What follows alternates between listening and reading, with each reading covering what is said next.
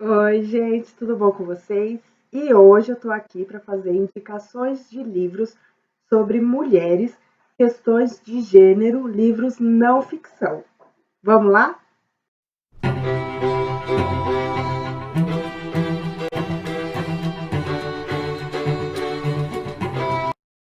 Gente, eu quero falar assim que eu falhei miseravelmente. Esse vídeo era para ser mais curto, eu acreditava que daria uns 15 minutos, mas assim, são leituras com muita informação. Ficou um vídeo longo, mas eu espero que vocês assistam. Eu estava muito ansiosa para fazer essa série de vídeos, tá? E eu vou deixar aqui embaixo na descrição do vídeo o minuto em que eu começo a falar de cada livro, para você que não queira, né, assistir a introdução e já pula direto para o livro que você quer saber mais, tá bom? Isso é para auxiliar aí para as pessoas acompanharem. Eu fiz uma enquete no meu Instagram semana passada, porque eu percebo que vídeos mais curtos dão mais engajamento, é mais fácil para as pessoas assistirem até o final, né? E aí foi massivo, assim, 90% das pessoas disseram que seria o melhor dividir os vídeos, né, em 2 ou 3, dependendo aí da quantidade do conteúdo. Então, eu vou fazer uma série de 3 vídeos sobre esse assunto, tá? Que para mim é um dos mais importantes assim que eu vou trazer, que eu vou falar, que mexe muito assim comigo, com o tipo de leitura que eu gosto e que eu considero importante, assim como o vídeo que eu fiz sobre autores negros que eu também considero fundamental, tá? Então assim, nesse primeiro vídeo eu vou falar de 3 livros. No vídeo da semana que vem eu vou falar de mais 3 livros e aí, no terceiro e último vídeo da série, eu vou dar indicações, porque assim, a leitura tem uma literatura muito vasta sobre esse assunto, assim, do que eu já li, né? Então, assim, ficaria um vídeo muito longo, então eu preferi dividir, espero que vocês gostem aí do formato, tá? Eu vou falar de 3 livros, os 3 eu li em formato digital, ou em PDF, ou em e-book, tá? Eu vou começar falando do Mulheres que Correm com os Lobos. Não sei se vai dar para pegar aqui, porque ele é bem clarinho. Mulheres que Correm com os Lobos, da Clarissa Píncola Estés. Essa edição que eu li, ela é antiga, ela é de 1999, publicação da editora Rocco, e ela tem 627 páginas, tá? Foi uma leitura que eu levei quase 3 meses para ler. Inclusive, eu acho que leituras mais teóricas sobre não ficção, a gente precisa ler tendo mais calma, né? Para gente que tem blogs e mídias sociais literárias, às vezes a gente se cobra muito para ler bastante, mas é importante a gente ler com calma para poder mesmo absorver o conteúdo. Então, eu levei quase 3 meses para ler. Eu achei os capítulos muito longos, então isso dificultou um pouco, assim. O início do capítulo eu achava muito envolvente, mas conforme iam se arrastando as páginas, ficava para mim uma leitura um pouco cansativa. Eu acredito que se eu tivesse lido o livro físico, eu não teria tido essa dificuldade, né? Eu cheguei nessa conclusão com algumas amigas minhas que leram esse livro que disseram que também tiveram uma dificuldade com o livro em e-book, tá? Então, assim, pode ser que no futuro eu venha a ler de novo, porque eu acredito que eu não absorvi todo o conteúdo. Mulheres que Correm com os Lobos, ele está muito em voga agora, né? Ele tem uma nova edição recentemente, e ele vai falar exatamente a relação entre as mulheres e os lobos. Os lobos, tidos como selvagens, que sempre tiveram um instinto primário, né, e protetivo, um instinto muito forte de sobrevivência, de intuição, mas que ao longo da história começou a ter uma conotação pejorativa. E a autora acredita, Clarissa, que é a mesma coisa que aconteceram com as mulheres, né? As mulheres, ao longo dos séculos, elas foram domesticadas. Então, uma mulher que fala muito alta, considerada histérica, uma mulher que que acredita em algo, que intui algo, é tido como louca. Então, através de 19 mitos, a autora vai retratando essa mudança na história, né? Os mitos, eles mudaram ao longo, assim, das narrativas.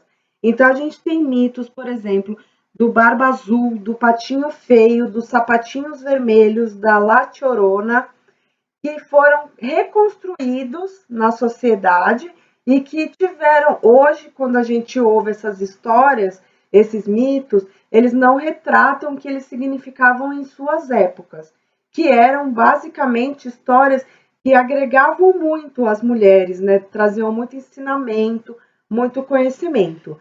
A Clarice escreveu esse livro ao longo de muito tempo, ela é uma psicóloga, né? Então ela falou com muitas mulheres, ela visitou muitos países, muitos lugares afastados, ela conversou com muitas comunidades, enfim, com muitas pessoas de muita sabedoria mesmo, que foge um pouco da nossa sociedade, centros urbanos, né? Então, assim, ao longo das narrativas, ao longo dos mitos, ela vai buscando esse entendimento sobre o papel da mulher, sobre como realmente a mulher foi ensinada a se conter, a ser dominada, a não seguir os seus instintos. E aí ela diz que mesmo a religião tendo um papel fundamental nessa domesticação nossa, é possível a gente resgatar essa mulher selvagem, né? E a gente desmistificar esse termo de loba, que hoje em dia é considerado pejorativo, né? Dito em tom de deboche mesmo, né? Quando se refere a uma mulher como loba, normalmente é uma mulher aí com mais de 40 anos, que tem muita sabedoria, mas que na cultura popular hoje em dia é visto de forma ruim, né? Então a gente precisa resgatar essa intuição, esse nosso poder mesmo de ser selvagem, de ser livres, de ser libertas, né? De não ser sempre domesticadas mesmo. Então é uma leitura muito importante. Eu acredito que, se feita em conjunto com outras amigas, com um grupo de leitura, eu acho que o entendimento fica melhor. Então, aí é uma dica que eu daria, né? Eu até falei sobre esse livro com algumas amigas minhas por conta disso, porque eu acho que é importante a gente conversar sobre essas histórias mesmo, tá? E aí, o segundo livro que eu quero falar, que, assim, para mim foi muito importante ler, eu também li em PDF, que foi O Mito da Beleza, da Naomi Wolf. Tá? E eu sempre posto sobre ele nas minhas redes sociais, assim, porque eu virei muito fã mesmo, né? Ele foi publicado pela editora Rocco em 92 e ele tem 490 páginas. Eu levei quase um mês para ler esse livro, porque, novamente, por se tratar de não ficção, é um livro muito teórico. E eu também acreditei que, em muitos momentos, assim como em Mulheres que Correm com os Lobos, eu achei que, em alguns momentos, a leitura ficou um pouco arrastada por ser um pouco repetitiva, assim, né? Você lê algumas coisas que já tinham sido retratadas anteriormente. Então, isso dificultou um pouco, assim, a fluidez da narrativa, da leitura mesmo. E aí, no Mito da Beleza, sim, tem muita referência bibliográfica, muitos estudos, muitos dados, muitas estatísticas e muita pesquisa da autora, o que é fundamental para a gente construir um livro de não ficção, mas que eu acho que em alguns momentos se tornavam quase uma monografia, né? Então eu tive uma dificuldade, assim, em ler rapidamente, então eu procurei ler de forma calma também, eu li todos esses três livros que eu vou trazer hoje para vocês, eu li em 2020, agora esse ano, no decorrer aí do ano, tá? E aí o Mito da Beleza, a Naomi vai dizer o quê? Que até a década de 50, 60, né, o mito da religião tinha como função domesticar as mulheres, dominar as mulheres. E aí, quando a religião ela não consegue mais fazer esse trabalho de contenção, né, e o feminismo ele começa a surgir, aí criar força, cria-se o mito da beleza. E aí é uma leitura que vai abrindo muitos horizontes, vai trazendo muita reflexão para a gente mesmo, conforme a autora vem trazendo, dados, né, no decorrer da história, ela pesquisou bastante. E aí o mito da beleza nada mais é do que a tentativa da mulher em atingir uma perfeição, né? E aí esse mito, ele é muito complicado e ele atinge muito bem o seu papel de dominação feminina, porque o mito da beleza, gente, ele é inalcançável, né? Ele é irreal e é importante que eu refrise isso, né? O mito da beleza, ele é inalcançável.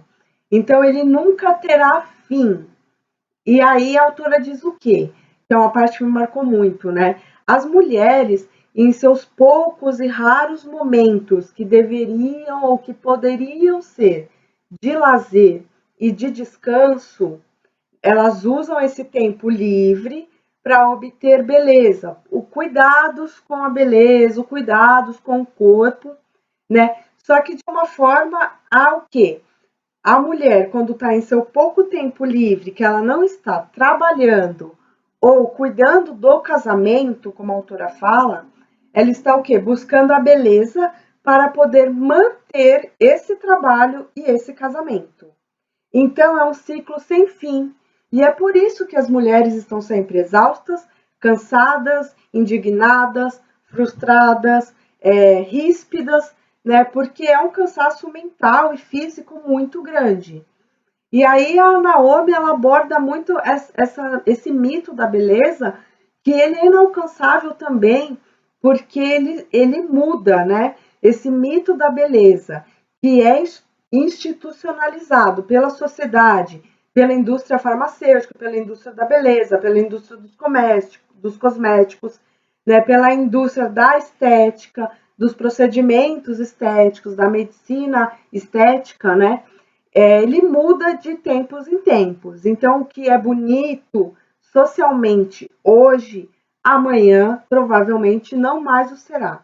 E a indústria mesmo da beleza, ela se mantém dessa forma, né? Reajustando e modificando para que nenhuma mulher nunca se sinta plena, né? Então, assim, a gente precisa entender que somos seres bonitos, como fomos feitos, mas como a sociedade ela é muito mais rígida com as mulheres, a gente nunca consegue atingir esse grau de satisfação com o nosso próprio corpo. Então a gente está sempre modificando, sempre tentando estar bonita socialmente, ser vista como bonita e sempre competindo com outras mulheres, né?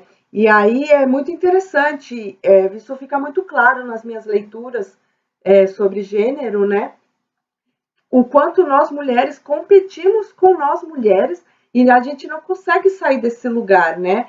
A gente só consegue ser vista sobre outras mulheres, né? Se a gente está mais bonita, se a gente está mais elegante, se a gente é mais até mais inteligente, mas a gente nunca consegue chegar a competir com homens, né? A competição ela é mesmo e é por isso que foi criada a rivalidade feminina mesmo, né? Para uma mulher se sobressair de outra. E aí eu posso dar até alguns exemplos assim que para mim na hora eu tive um estalo muito grande que eu vou falar agora, vou dar um exemplo pessoal. Quando eu fiz 18 anos, eu tinha uma sobrancelha muito grossa, os fios eram grossos, ela era bem vasta, e socialmente, naquela época, né, na década de 90, início dos anos 2000, isso não era considerado bonito, né? O sinal de feminilidade na época eram sobrancelhas finas. Então, quanto mais fina fosse a sobrancelha, mais bonita a sobrancelha seria. Então, eu passei 15 anos, né, quinzenalmente, tirando a sobrancelha eu mesma, mas muitas mulheres passaram aí décadas tirando a sobrancelha em salões de beleza e gastando com isso, para 2, 3 anos atrás, a indústria da beleza definir que o bonito eram sobrancelhas grossas, né? Então, o que, que a gente fez? O que, que eu fiz há uns 3 anos atrás? Micropigmentação de fios, que nada mais é do que uma tatuagem, né? Você desenha fios como se fossem fios naturais. E aí você paga por isso e aí você sente a dor novamente para fazer esse procedimento estético. Então, para mim fica muito claro assim entender o quanto não faz sentido a gente querer se encaixar num padrão. E aí é óbvio que a questão da magreza, dos cabelos lisos, dos cabelos claros, eles meio que nunca saem de moda, né? Mas é importante a gente entender que o mito da beleza, ele muda de tempos em tempos, então é inalcançável e é exaustivo, né? Então é uma busca, esses cremes rejuvenescedores que as mulheres começam a usar com 20 anos para não ter rugas na terceira idade, e que a autora deixa bem claro, através de pesquisas, de dados científicos, de que não há comprovações científicas de que esses cremes realmente não tragam rugas. Então, assim, é uma indústria bilionária que é construída mesmo, e aí a frustração que todo essa sociedade impõe, que as mulheres desenvolvem distúrbios alimentares, né, como a bulimia e a anorexia, né, desenvolve a indústria no sentido da cirurgia plástica mesmo, né, então mulheres aí que fazem 30, 40 cirurgias plásticas para se adequarem ao que a sociedade diz que é padrão, que é considerado bonito, né? E a indústria da pornografia também, né? Então, essas indústrias, né, da cirurgia plástica, dos cosméticos, da moda mesmo, e da pornografia, elas lucram bilhões, assim, bilhões por ano, e é por isso que existe sempre esse reforço de que você pode mais, você consegue melhorar, você consegue se aperfeiçoar e ser perfeita, o que na realidade não ocorre. E a única coisa que eu queria deixar aqui, assim, de ressalva desse livro, é que esses estudos, essa análise que a Naomi faz, ele dos Estados Unidos, né? Então a gente tem aí uma realidade, principalmente, ela foca muito na questão das cirurgias plásticas, e aí a gente precisa entender que ainda assim existe um lugar de privilégio aí nesse discurso, né? Ao mesmo tempo que ela diz que mulheres gastam dezenas de dólares por ano com cirurgias plásticas, a gente precisa entender que esse dever, né, social que as mulheres se veem impostas de gastar dinheiro com cirurgias plásticas ainda é um privilégio, porque muitas mulheres não têm recursos financeiros para seguir essas tendências, para fazer essas transformações e para se valorizarem, para serem bem vistas, para conseguirem se amar mesmo, né? Então a gente está falando aí de mulheres brancas, de mulheres classe médias e de mulheres de primeiro mundo. Então essa é a minha única ressalva, assim, o quanto a leitura, ela às vezes em alguns momentos soou um pouco feminismo branco, porque é um pouco distante da realidade do Brasil, por exemplo, né? Mas assim, é uma leitura maravilhosa que me deu muitos insights assim, e eu falei muito sobre esse livro, me transformo bastante assim enquanto ser mulher, enquanto olhar para as outras mulheres, então eu indico muito a leitura, tá? E aí o terceiro e último livro, diferente dos dois anteriores, tá? Eu li ele em 1 hora, que é da Chimamanda Ngozi Adichie. Sejamos todos feministas. A Chimamanda é uma das minhas autoras preferidas, eu vou trazer ela aqui no canal, mas eu queria muito falar desse livro porque para mim ele está muito dentro do contexto que eu quis trazer para vocês, tá? Sejamos Todos Feministas foi publicado pela Companhia das Letras em 2014 e ele tem 63 páginas. Eu peguei para ler ele despretensiosamente em e-book, né, no Kindle não, que ainda não tinha, no celular mesmo, e eu li ele em pouco mais de 1 hora, assim, foi muito gostoso. E assim, a Chimamanda, ela tem um olhar, assim, para mim, que é muito especial, assim, e ela fala de uma maneira muito clara, muito didática, que não é cansativa, é bem fluida. Nesse livro, ela traz algumas questões que para mim foram muito fortes, né? sobre o que é ser feminista, né, no século XXI. E aí ela vai falar sobre as questões de gênero em vários cantos do mundo, né, o que isso significa. E aí, gente, eu quero falar de dois trechos que ela aponta que para mim foram muito fortes, me impactaram demais, que é assim, é, quando a gente ouve discursos como somos todos humanos, isso é uma tentativa de silenciar, né, principalmente mulheres, mas também muito pessoas negras, né? É uma tentativa de silenciar, aqui eu marquei aqui, de silenciar a experiência específica de cada pessoa, né? Somos todos seres humanos, somos todos iguais, eu já falei isso aqui no canal, né? Deveria ser assim, mas na realidade a gente sabe que não é. E aí, toda vez que alguém tenta trazer uma pauta, ou feminista, ou sobre gênero, ou sobre raça, ou sobre classe, existe essa ideia de que todos os humanos são iguais, né?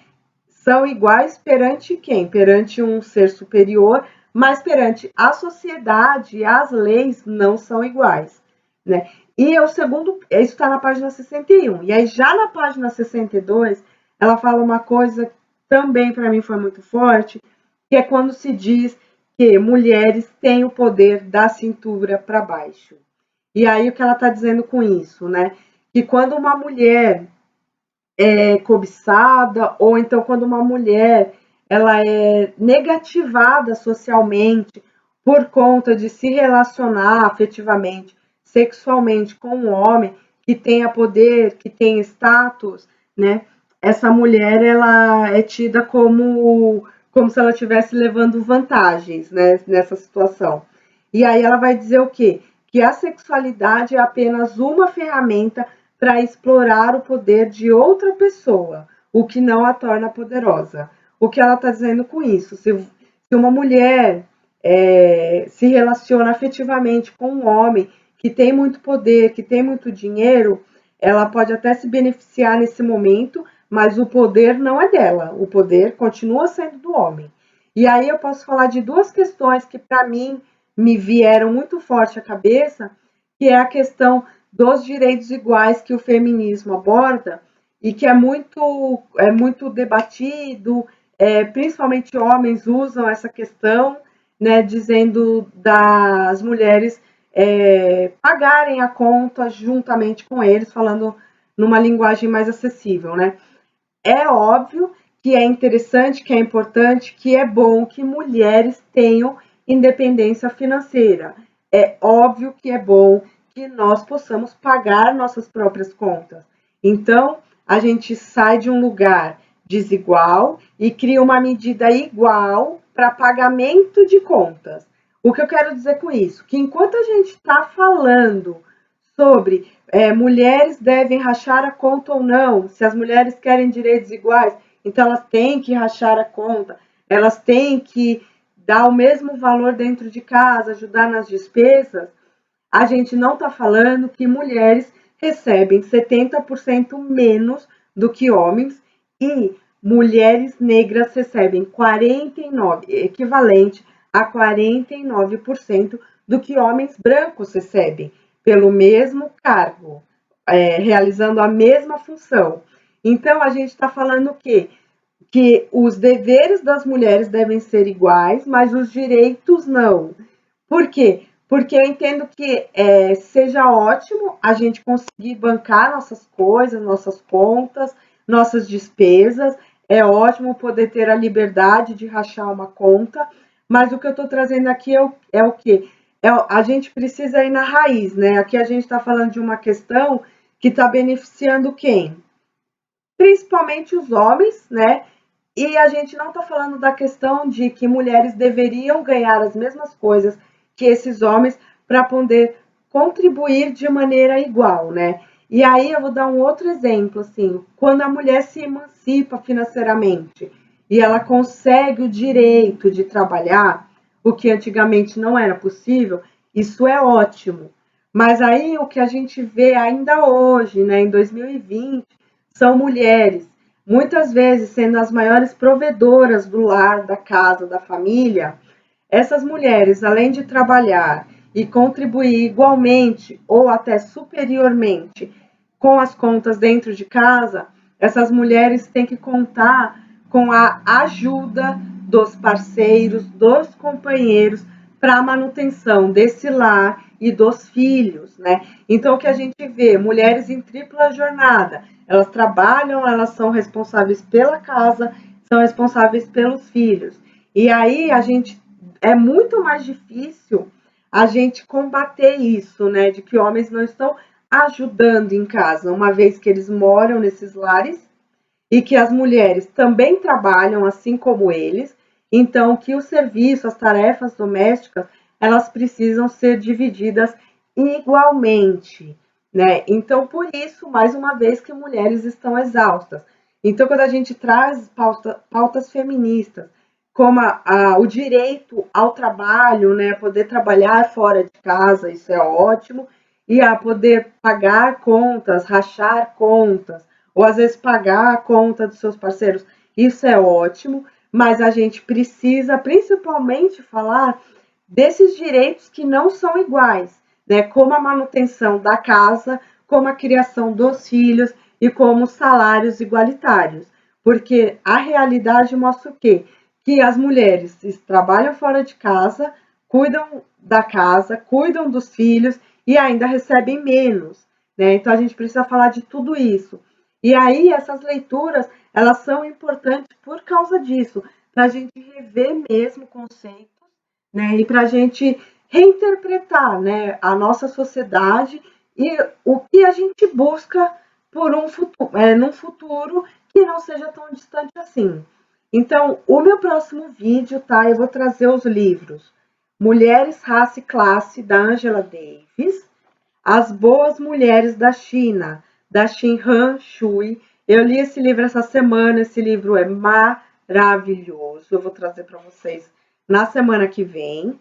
E eu vou trazer Caliban e a Bruxa, da Silvia Federici, que eu tô lendo essa semana, que é maravilhoso também.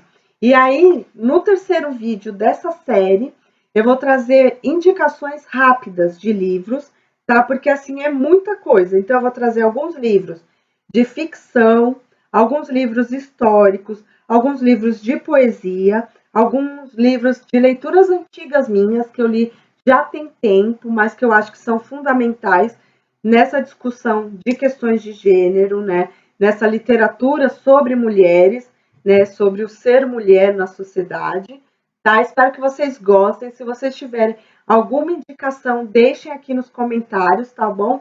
Não se esqueçam de curtir, compartilhar, comentar. Nos vemos semana que vem. Tchau!